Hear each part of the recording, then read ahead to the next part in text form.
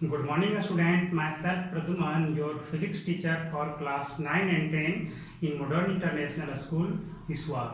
Today, just I am going to discuss a topics from chapter 2, magnetic effect of current. Today's our topic is DC motor. In previous class, just I have discussed about Fleming left hand rule and force acting on a conducting bar or a straight conductor, and also force acting on a moving charge particle in a magnetic field. जैसा आपने पिछले class में पढ़ा था कि कोई भी आपका करंट कैरिंग कंडक्टर जब मैग्नेटिक फील्ड में रखा जाता है तब क्या होता है, उस पर फोर्स लगता है, मैग्नेटिक फोर्स लगता है। इसी कंसेप्ट को यूज करके डीसी मोटर को तैयार किया गया है। इसका प्रिंसिपल क्या है देखा जाए। प्रिंसिपल है ना, सिंपल सा प्रिंसिपल है। देखो इसके 3 पार्ट हैं, है ना। डीसी मोटर्स के टोटल कितने पार्ट हैं, how many parts are there? 3 part. तो first part is principle of working principle of DC motor, and second part is construction of a DC motor, they included diagram also, and third is working of a DC motor, how DC motor work। और एक एक करके हम इस topic को समझे। Here diagram is given for a DC motor। First your principle, what is the principle? When a current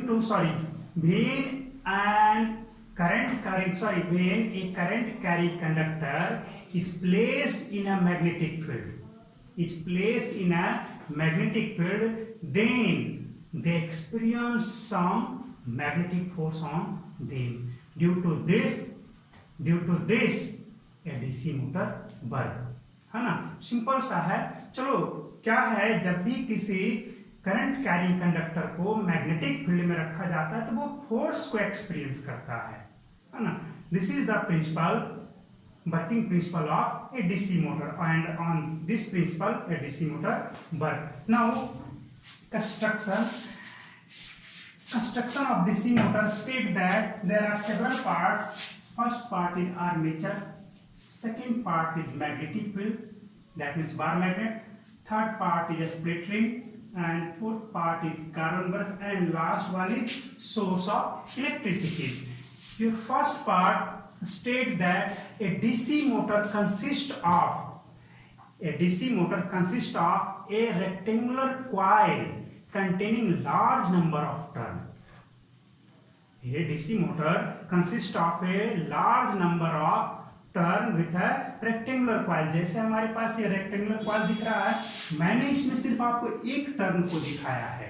but in case of जो आपका मार्केट में मिलता है डीसी मोटर, या जो भी डीसी मोटर आपके पास अवेलेबल है, उनमें ये लार्ज नंबर में रहता है। ऐसा तो मैंने एक टर्न दिखाया है, उसमें ऐसा बहुत सारा टर्न रहेंगे।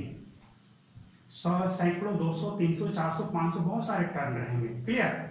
तो ये कहा जाता है armature. This is called armature. Armature consist of a large number of large number of turn containing in a rectangular coil, और ये आपका बनाया हुआ रहता है फ्रेम में, है ना। अब क्या है, सेकेंड वन क्या है जी, magnetic field, and this coil is placed in a strong magnetic field. This coil is placed in a strong magnetic field, and this magnetic field is produced by bar magnet. Suppose here north pole and in this side south pole. So south pole increases the strength of magnetic field inside the coil, है ना। Third क्या है आपका, split ring. यहाँ पे एक split ring दिया गया है। स्प्लिट रिंग ये आपका एज ए कम्यूटेटर वर्क करता है। Commutator means they reverses the direction of current. चलो पहले स्प्लिट रिंग है क्या ये हम लोग जान लें। आप ये देख रहे हो पिन, ये किस शेप में है, सिलिंड्रिकल शेप में है। अगर ऐसा शेप है तो इसे पूरी तरह से रिंग है, तो ये पूरी रिंग है, इसको स्लिप रिंग बोलेंगे। फिसल रहा है, बिल्कुल स्लिप कर रहा है, स्लिप। अगर हम इसे बीच से काट दें, डिवाइड कर दें, तो कटने के बाद 2 टुकड़ा में दिखेगा, आधा तो दिखेगा ही। तो दोनों टुकड़े को स्प्लिट रिंग बोला जाता है। यहाँ पे जैसा हमने दिखाया, ये फर्स्ट स्प्लिट रिंग और ये क्या है, सेकंड स्प्लिट रिंग है। इनका काम क्या है मैं आपको वर्किंग के केस में समझाऊंगा। ये क्या है, the two end of armature coil is connected with a split ring. A split ring provide the connection to the battery of the coil. इस coil का क्या है, split ring जो है बैटरी से कनेक्शन प्रोवाइड करता है ताकि इस coil में जो आपका आर्मेचर coil है उसमें करंट आपको पास कर सके, इसलिए स्प्लिट रिंग का यूज होता है। और एक और फंक्शन है उसे भी समझाऊंगा, एज ए कम्यूटेटर ये वर्क करता है। तो कैसे वर्क करता है वो मैं आपको नेक्स्ट जब आपको वर्किंग प्रोसेस समझाऊंगा तब। चलो, another thing is carbon brush. A split ring is connected with carbon brush. जैसे ये हमारा है, तो ये जब आपको रोटेट करेगा तब तो वायर भी इधर उधर होते जाएगा, है ना। तो अगर वायर होगा तब तो हमेशा वायर घूमते रह जाएगा, तब तो आपको एक बार टूट जाएगा, है ना। ये भी टूट सकता है, ये भी टूट सकता है, इधर का जो वायर है इधर का जो वायर है ये दोनों टूट सकता है ना अगर जो रोटेट होगा तो उसकी सेफ्टी के लिए हमें ये वायर नहीं टूटना है, सर्किट को डैमेज नहीं करना है। इसके लिए हम क्या करते हैं, कार्बन ब्रश लेते हैं। कार्बन ग्रेफाइट ब्रश रहता है ना। वो करता क्या है, जैसे ये है तो ये आपको ग्रेफाइट जान रहे हो, गुड कंडक्टर ऑफ इलेक्ट्रिसिटी। ये स्प्लिट रिंग से टच रहता है और फिसलते रहता है, इस तरह से स्लिप करते रहता है। तो स्लिप जब करेगा तो क्या होगा, इसके थ्रू तो इसमें लाइन जाएगा ही और इसे करंट तो प्रोवाइड कराएगा, कनेक्शन तो प्रोवाइड कराएगा ही, है ना। तो इस तरह इसलिए कार्बन ब्रश को यूज किया जाता है ताकि दोनों साइड से कार्बन ब्रश इस तरह से लगे हुए हैं, इस तरह से, और स्प्लिट रिंग जो है आपको बीच में रोटेट करता रहे, घूमता रहे। जैसे मैं आपको दिखाता हूं, ये है, अगर ये बीच से कटा हुआ पार्ट है तो इस तरह से रखा हुआ है तो ये रोटेट करेगा तो क्या होगा, आपको ये तो रोटेट करते रहेगा, ये कार्बन ब्रश आपको कांटेक्ट में रहेगा ही, अर्थात इधर वाले वायर को इधर वाले वायर पर किसी भी प्रकार का कोई प्रभाव पड़ने नहीं जा रहा है ना। और इसमें आपको लगातार करंट आपको पास करता रहेगा। लास्ट क्या है, source of electricity. We use DC battery और DC source to produce DC current in the circuit, that means in armature. Armature में हम डायरेक्ट करंट को ही प्रोड्यूस कराएंगे, ना कि आपका एसी करंट। एसी करंट के बारे में बाद में पढ़ेंगे, अभी नहीं, है ना। तो चलिए, यहाँ पे डीसी बैटरी यूज किया जाता है किसके लिए, तो करंट को इसमें सप्लाई करने के लिए। आओ एक चीज और समझे, वर्किंग के बारे में आ जाओ। होता क्या है एक्चुअल में, जब भी आप स्विच को क्लोज करते हो तो ये देख रहे हो स्प्लिट रिंग का ये दो टुकड़ा है, रिंग का दो पार्ट है, हाफ पार्ट इधर है, हाफ पार्ट इधर है। हाफ पार्ट जो है इस बार से इस एंड से कनेक्टेड है और हाफ पार्ट इस एंड से कनेक्टेड है। तो जैसे ही स्विच को क्लोज किया जाता है तो सर्किट से करंट पास करना शुरू कर दिया, इधर से करंट पास करना शुरू कर दिया।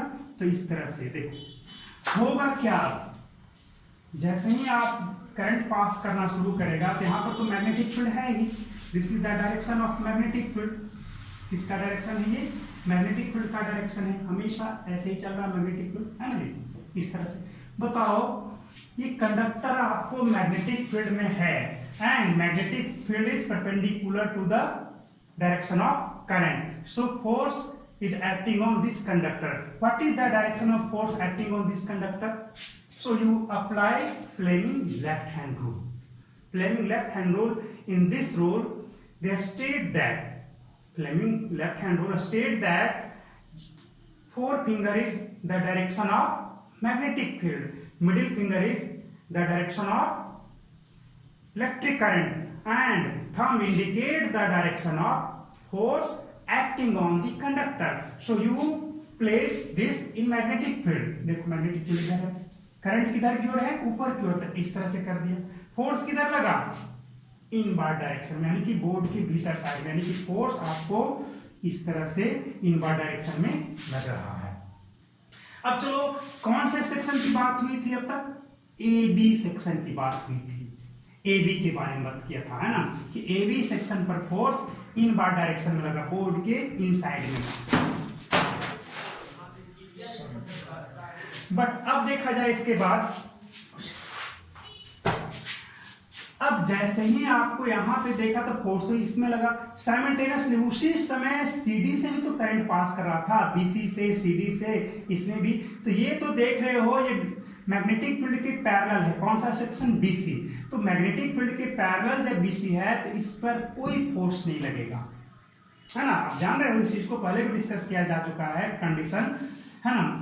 But in CD section force is acting, force तो लगेगा, magnetic force is also acting on CD section. AB में किधर की ओर लगा, इनवर्ड में, तो CD सेक्शन में किधर की ओर लगेगा, सोच लो जरा।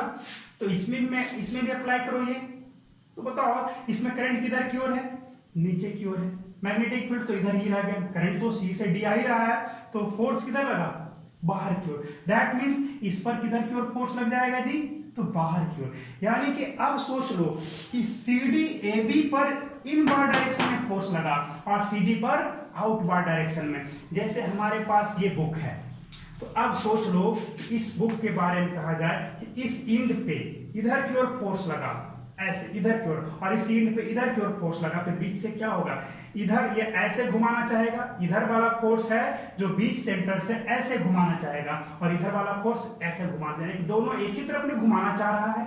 अगर बीच से अगर जो कुछ सपोर्ट दिया गया है, ये शाफ्ट के थ्रू जो है आपका ये कनेक्टेड रहता है, ये शाफ्ट के थ्रू आपको जुड़े हुए रहते हैं, ये शाफ्ट आपका बॉल बेयरिंग से ये कनेक्टेड रहता है, ताकि फ्री है, घूमने के लिए क्या हो, फ्री हो। तब सोच लो कि AB इसको इधर की ओर घुमाना चाहा, CD भी इसको उसी तरफ घुमाना चाहेगा, यानी कि रोटेटिंग टॉर्क यहाँ पे लगा। टॉर्क क्या होता है, जैसे हम यहाँ किसी चीज को पुश किया तो उसमें क्या हुआ, मूवमेंट हुआ, तो वो आपका फोर्स हुआ। अब जब हम दरवाजे को इस तरह से पकड़ के खींचते तो दरवाजा क्या होता है, एक जगह से घूम जाता है ना। तो ये जो फोर्स लगा, घुमाने वाला जो फोर्स लगा, उसे हम लोग टॉर्क बोलते हैं। आगे पढ़ना पड़ेगा इस चीज को, व्हाट इज टॉर्क, है ना। तब यहाँ पे CD भी आपको किस डायरेक्शन में घुमाना चाहा जी, AB इस डायरेक्शन में घुमाना चाहा, CD भी इसी डायरेक्शन में घुमाना चाहा, यानी कि दोनों क्लॉक वाइज डायरेक्शन में ही घुमाना चाहा। तो क्या होगा, आपका ये आर्मेचर कॉइल जो है अब मैग्नेटिक फील्ड में घूमना स्टार्ट कर देगा, घूमना स्टार्ट कर देगा, एक टॉर्क लगेगा, एक झटके से इसे घूम जाएगा, और जैसे ही ये घूमेगा यहां पर का जो स्प्लिट रिंग है, ये स्प्लिट रिंग जो है ये 1 और ये 2 है ना, ये 1 और 2 जो है, 1 जो अभी इस साइड में था अब वो इधर की ओर आ जाएगा, और 2 जो इस साइड में था वो उधर की ओर चला जाएगा, क्योंकि जैसे ही घूमेगा तो कॉइल घूम रहा है, तो कॉइल घूमेगा तो AB सेक्शन घूमेगा। तो अब बताओ ये CD सेक्शन जो पहले इस साइड में था अब वो किस साइड आ जाएगा, इधर की ओर आ जाएगा, और AB जो इस साइड था अब वो उधर की ओर चला जाएगा। अब बताओ पहले CD में आपने क्या देखा, C से D करंट पास कर रहा था ना इनिशियली, और जैसे ही लाइन हमने दिया एक झटके से घूम करके इधर आ जाएगा, किस ओर आ जाएगा, नॉर्थ पोल की तरफ आ जाएगा, और ये AB किधर की ओर चला जाएगा, साउथ पोल की ओर चला जाएगा। तो अब बताओ ये जो हमारा स्प्लिट रिंग जो 1 है वो किसके साथ कांटेक्ट में रहेगा जी, कार्बन ब्रश जो ये हमारा B2 है, B2 के साथ ये हमारा B1 है, ये स्प्लिट रिंग ये S1 है, ये स्प्लिट रिंग क्या S2 है।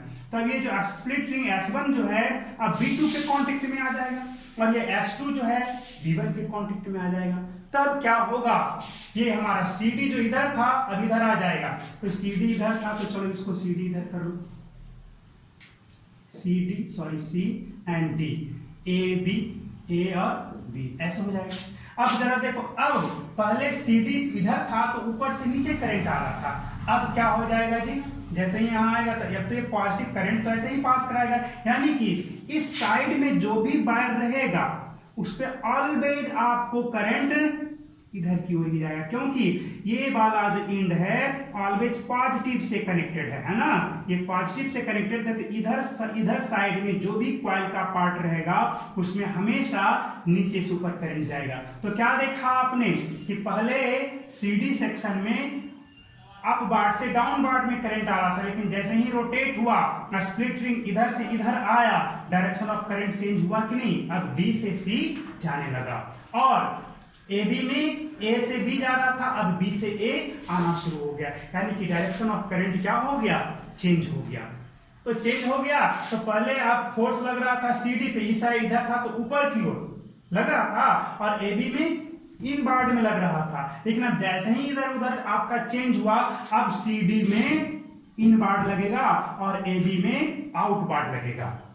तो इस तरह से हर बार ये आपको फिर से डिफ्लेक्ट होगा, फिर से डिफ्लेक्ट होगा, और बार बार डिफ्लेक्ट होते होते होते क्या हो जाएगा, ये काफी हाई स्पीड में घूमना शुरू कर देता है।